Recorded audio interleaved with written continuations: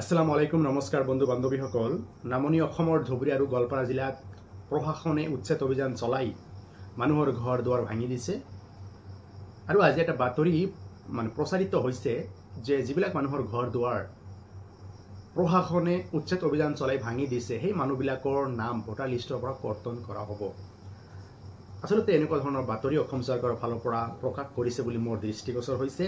সামাজিক মাধ্যমত ইতিমধ্যেই বাতৰিটো যথেষ্ট ভাইৰেল হৈ পৰিছে আৰু এজন আইনৰ ছাত্ৰ হিচাপে বিষয়টো মই তন্নতন্নকৈ পৰীক্ষা কৰি চালোঁ আৰু ভাৰতীয় আইন ব্যৱস্থাত ভাৰতীয় আইনত আচলতে এজন ভোটাৰক কোনো ধৰণৰ জাননী নিদিয়াকৈ ERO ইলেক্টৰেল ৰেজিষ্ট্ৰেশ্যন অফিচাৰ এজনে ভোটাৰৰ নাম কৰ্তন কৰিব পাৰেনে?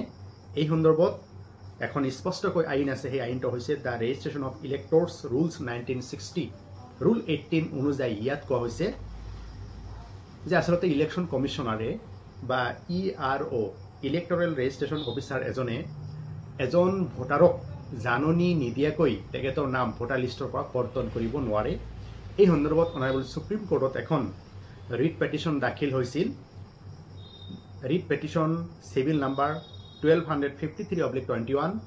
এই গোচৰত ইলেকশ্যন কমিশন অফ ইণ্ডিয়াই স্পষ্টকৈ জনাইছে যে ভোটাৰ এজনক জাননী নিদিয়াকৈ তেখেতৰ নাম কৰ্তন কৰিব নোৱাৰি, এনেকৈ স্পষ্টকৈ কোৱা হৈছে।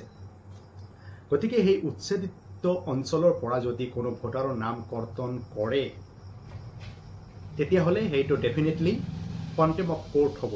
গতিকে আমি পৰামৰ্শ দিছোঁ আপোনালোকে 2025 চনৰ ভোটাৰ লিষ্ট উলিয়াই য'ত নিজৰ নিজৰ নাম আছে ভোটাৰ লিষ্ট আপোনালোকে সংগ্ৰহ কৰি ৰাখিব লাগে।